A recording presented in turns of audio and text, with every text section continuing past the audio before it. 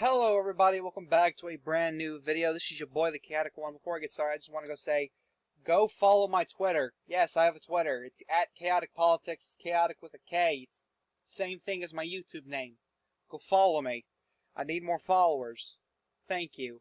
But as you saw by the thumbnail and probably the title, we're going to be doing a blue wave election in the 2022 maps, as well as the governor maps if it ever decides to load.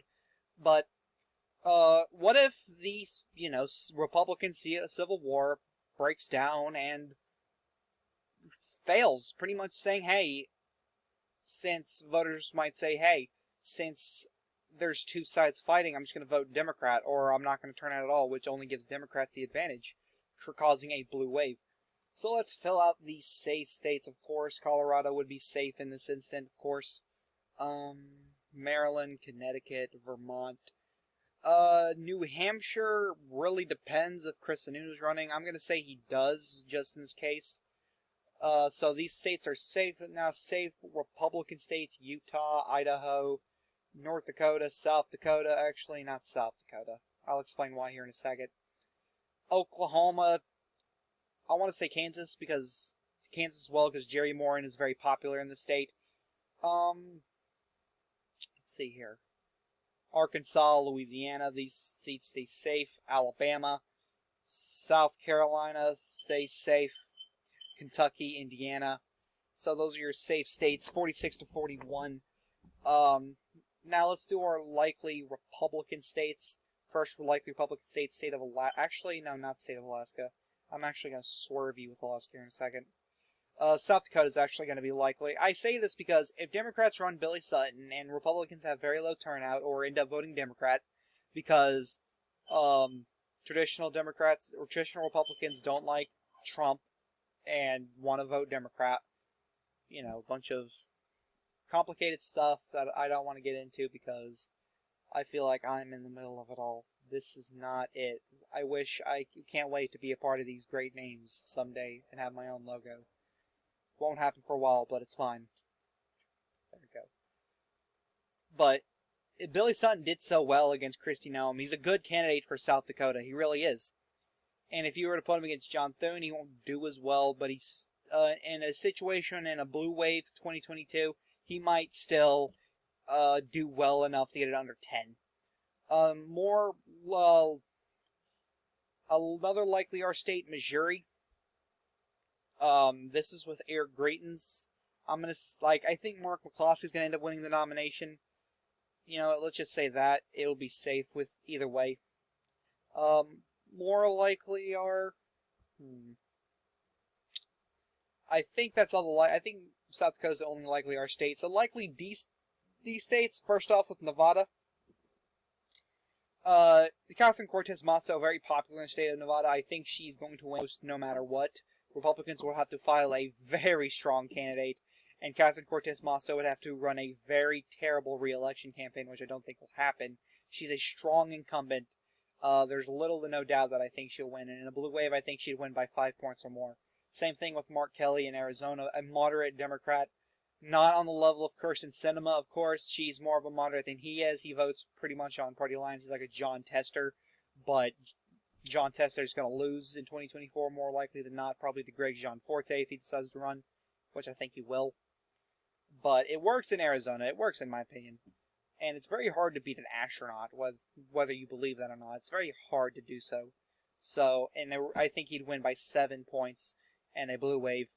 Another more likely states, Georgia. I think Raphael Warnock would win Georgia by a likely margin. If Trumpism's really hated in Georgia, like my theory is stating, and it's only going to get worse with the Capitol insurrection, the witch hunt that is going over Donald Trump. I don't think he's guilty, of course, but I don't think the election was rigged. I think Joe Biden won fair and square, and I think the supporters of Donald Trump, the far-right morons, are to blame for it. Not him, but that's just my opinion. I think Warnock would be able to get a lot of crossover support and be able to win by a likely margin. Let's see here. Going on, and this is going to be a hot take. I'm kind of leaning towards against it. I'm going to say Pennsylvania goes likely D as well, which gives Democrats the Senate. Whoops. but this is a blue wave year video, so it's kind of supposed to be, hey.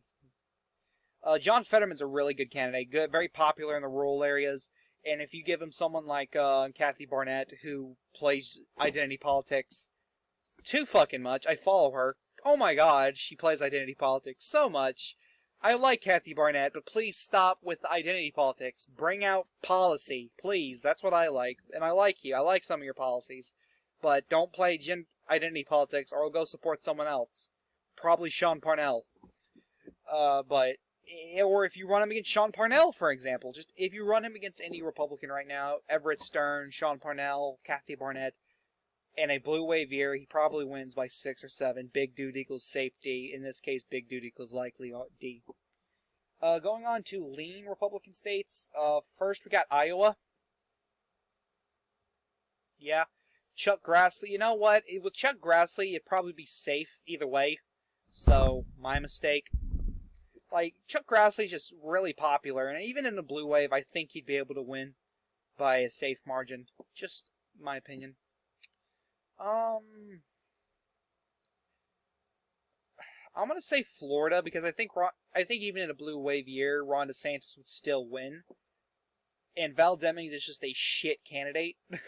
I'm just gonna say that now. Val Demings is terrible, and the blue wave year she still wouldn't win. That's just me. And New Hampshire, lean R as well. Chris Sununu, very popular in the state of New Hampshire, probably Republicans' best choice to win in the state. More likely than not, he's going to win either way. So, going on to the lean Democrat states, we have 3. Actually, the rest of these states are lean Democrat. There's not a single tilt state. Sorry to tell you that, but Alaska, I'll explain why here in a second. Wisconsin, Ohio, and North Carolina all go Democrat. And for Alaska, now here's my thinking with Alaska and a blue wave. So, top 4 candidates, their primaries like this. It's like a jungle primary, and then the top 4 candidates go on, and then they use ranked choice voting in the general with those 4 candidates. Whoever gets 50%, etc. Now, what if you got your 3... Actually, I'm sorry. I made a mistake. My thought was that the 3 Republicans, I'm going to say Kelly Tshibaka, Sarah Palin, and Lisa Murkowski, and then you run off with Al Gross, who's an independent, who might change his party affiliation to Democrat. I don't think he will, but we'll just wait and find out. And, Al Gross is in first until he that's my thinking, but I forgot about ranked choice voting. So even if that were to happen, your Tshibaka people will just go to Palin, which might actually put her over 50% because Sarah Palin is actually really popular in the state of Alaska. She really is, so that might actually help Republicans in the state. Wisconsin, Sarah Godlewski, probably the best candidate Democrats can run against Ron Johnson, and she might still lose. Right now, I have it as a pure toss-up. Some days I'm like tilt D, some days I'm like tilt R. It really just depends. And who I'm listening to between unbiased election predictions and Red Eagle politics. Whoever I listen to, it's like, that's something. Ohio, I think Tim Ryan's a good candidate. I think in a blue wave year, if Republicans nominate someone bad like Josh Mandel, then Tim Ryan could obviously win because Josh Mandel's boring, milquetoast, not a good candidate. He'd lose in a blue wave, as he has before in the past. He's lost a primary before. Just gonna say that. He's not a good candidate. Stop thinking he is. So, yeah, Tim Ryan could easily win in a blue wave, probably by a point or 2.